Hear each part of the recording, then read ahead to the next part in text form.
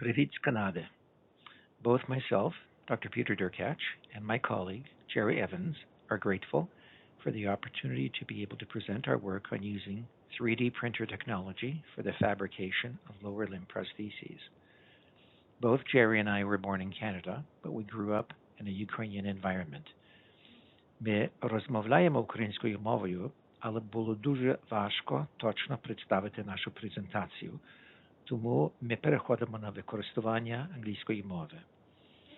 I am a family physician by training, but I have worked in a rehabilitation hospital, West Park Healthcare Center, in Toronto, Canada, for many years as chief of staff. As such, I gained a familiarity with numerous programs. Since the war broke out, I have been to Ukraine on 4 occasions on different types of missions. There has been an obvious great need to provide education and services in many different areas of rehabilitation, but in particular in the area of amputation and prosthetic development. In this vein, a group of us in Toronto formed a working committee in order to explore this area further. Our team members include Dr. Amanda Mayo, a physiatrist, a rehabilitation specialist in the area of amputation prosthetic treatment in one of our major hospitals, Sunnybrook. Dr. Stephen Derkach is another physiatrist specializing in rehabilitation and prosthetics, along with Jerry Evans, president of Neo Technology, who specializes in using 3D printer technology for prosthetic production, and Dr. Miroslava Romach, a psychiatrist who has been involved in exchange programs with Ukraine in the field of neurology and neurosurgery for many years. We have other team members, such as prosthetists, that we include on occasion. Through the support of our various organizations in Canada, such as the Ukraine-Canada Foundation, the Timerte Foundation, and the University of Toronto, we have been able to secure financial funds to proceed with our work. Our main focus has been in association with the Unbroken project called in Ukrainian Nezlamnist in Lviv. Lviv has become a central hub in the West for medical treatment and rehabilitation.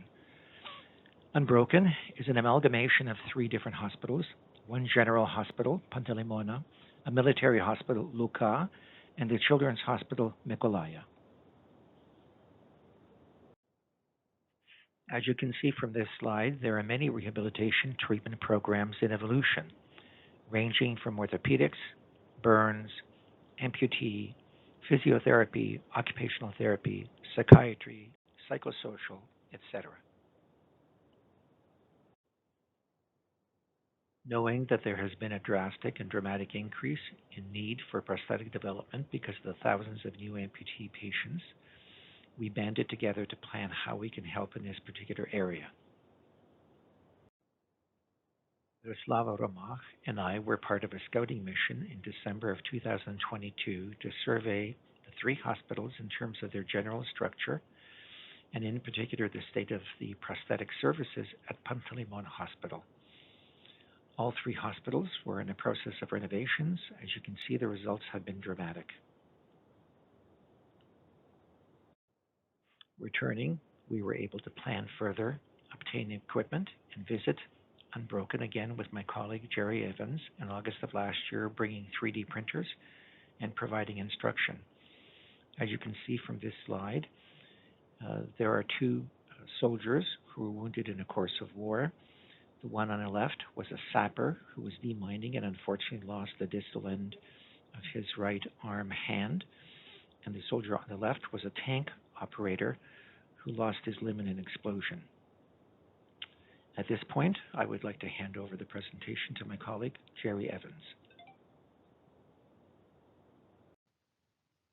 Thanks, Peter. As mentioned, my name is Jerry Evans, and I am the Chief Executive Officer of NEA Technologies, Inc. I've been with NEA for about 8 years now. My professional background is in the areas of engineering, business, and corporate finance.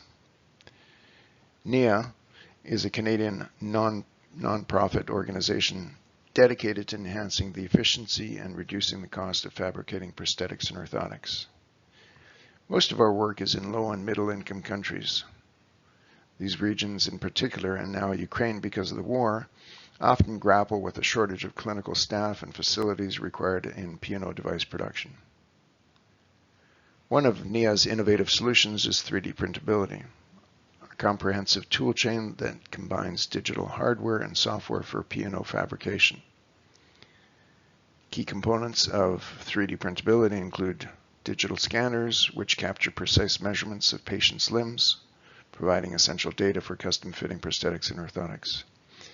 NIAFit, NIA's powerful computer-assisted design software, which allows clinicians to model and 3D print prosthetic and orthotic devices. And of course, 3D printers, which bring designs to life, allowing for the creation of custom fitting prosthetics and orthotics. By streamlining the process, NIA's 3D printability reduces both the time and the cost of fabricating P&O devices when compared to traditional labor-intensive methods of production. We installed 3D printability at Unbroken in Lviv and trained the technicians there on its use to fabricate below-the-knee transtibial sockets. Here's a graphic illustrating the 3D printability workflow. In the context of Unbroken, structure sensor scanners running on Apple iPads were used to capture the geometry of patient stumps with below-the-knee amputations. NIAFit modeling or rectification software running on a laptop with a discrete GPU was used to design the custom fitting sockets. And finally, Creality CRM4 3D printers were used to create prosthetic sockets made from polypropylene filament. Some of the advantages of a digital workflow over traditional methods is that the work is indefinitely storable, precisely repeatable, and infinitely adjustable. Optionally, patient management data and workflow files, which are typically stored on a local computer, can be stored in the cloud or digitally shared with colleagues.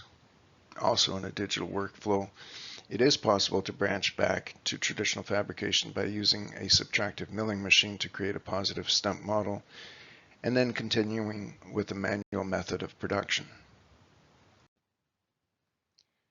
Kostya, here in the black t-shirt, and Lubomir in the yellow t-shirt, technicians at Unbroken, are taking turns scanning the stump of a soldier who lost his leg in battle. You can see on the iPad screen how patient geometry is captured in real time. Here are several photos of Kostya and Lubomir learning how to use NIAFit. Some key features of our software include: 1. NIAFit has its own patient management system and seamlessly integrates into the entire 3D printability workflow. 2. It is powerful and robust software because it is powered by a game development engine, which allows NIAFit to render complex geometries on computer screens in real time. 3. Unlike other software with rigid step-by-step processes, NIAFit's modeling environment is non-linear and non-destructive.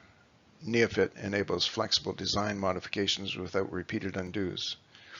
It allows clinicians to iteratively refine their prosthetic device models.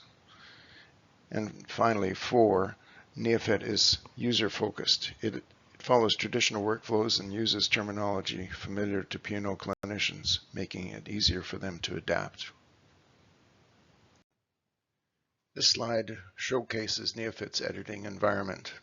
In the initial stage of the digital workflow, scan data, which includes color-coded landmarks provided by clinicians, is imported into the NIAFit editor. Subsequently, basic cleanup tools are employed to remove scan artifacts, resulting in a clean stump that can be further processed. This next slide illustrates NIAFit's digital rectification process. Clinicians carefully examine the stump scan to identify specific regions of interest. These regions correspond to anatomical areas where the socket will interface with the patient's limb. Using NIAFit's digital tools, clinicians modify the marked up regions. Digital depth is added or subtracted to create additional space within the socket or areas of compression for optimal patient support. Based on the identified regions, the clinicians determine the desired shape and height of the socket, and the top of the socket is tailored to meet the patient's individual needs and functional requirements.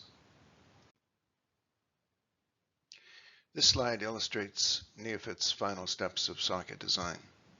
The rectified stump from the previous step serves as the base for digital fabric wrapping around the model, creating the initial shape of the socket. Clinicians choose an appropriate limb kit adapter to complete the socket design, and then NeoFit performs its magic, generating a completed socket design ready for 3D printing.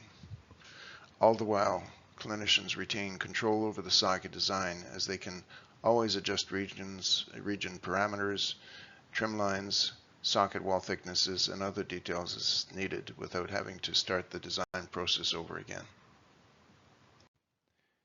Displayed here are images showcasing the 3D printers used at Unbroken, along with the completed socket freshly printed by our technology. After printing, the socket undergoes thorough quality checks. Clinicians verify dimensions, fit, and structural integrity. And once approved, the device is ready for fitting, and the patient can then experience the benefits of a customized 3D printed socket. To encapsulate our process, here's a time-lapse video demonstrating the workflow employed in designing a transtibial socket with NeoFit. First, the scan is imported and cleaned up.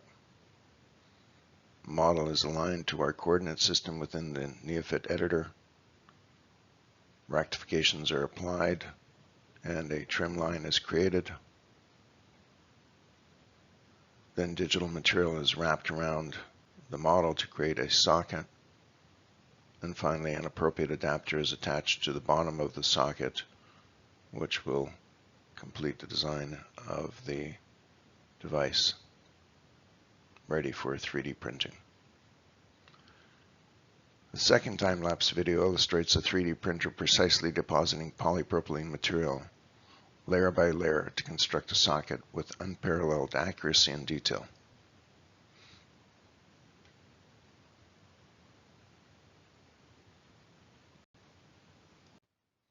And so here we are at Unbroken after almost a full week of training on using 3D printability. The team and I are inspecting the first 3D printed socket using this technology. This slide shows several 3D printed sockets and patients wearing them. These were printed and fitted shortly after the Toronto team left Lviv.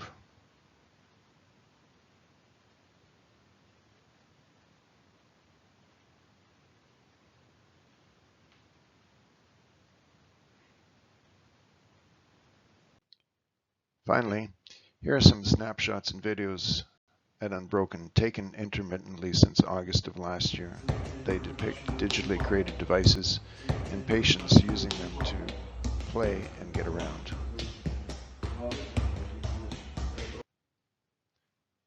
So with transtibial devices in the short run and other types of P&O devices in the future, here's what we hope will come of our 3D printability work at Unbroken. 1. Efficiency improvements. Reduced fabrication and patient wait times. Reduced device labor and fabrication costs per device created. And more precise device customizations and repeatability. 2. Impact on patients. Increasing capacity to provide patients with P&O devices with existing staff and facilities. And more rapid patient return to limb use and community reintegration. 3. Wider reach and training. A dissemination of this technology to other sites in Ukraine. And training of more clinicians in these new fabrication methods, for as we know, digital technologies are revolutionizing P&O production globally. And 4. Enhanced care. An improved continuum of care for limb loss patients through multidisciplinary longitudinal approaches. In summary, we recognize that the adoption of 3D printability marks the initial phase of Unbroken's venture into digital P&O fabrication. We anticipate that Unbroken will persist in integrating digital technologies into their practices as they become increasingly more commonplace in the industry over time. We are confident that Unbroken will incorporate newer scanners, newer and more advanced 3D printers, additional rectification software, and other innovative tools in its future endeavors. Here are the Lviv and Toronto teams that implemented 3D printability at Unbroken from left to right, Kostya, Jerry, Ljubomir, Dr. Peter, and Nazar. So in conclusion, we'd like to thank you for this opportunity to present to you. If you have any questions, please don't hesitate to contact us via email. Our email addresses are listed below. Slava Ukraini. Slava Heroyam. Дуже дякую. Thank you.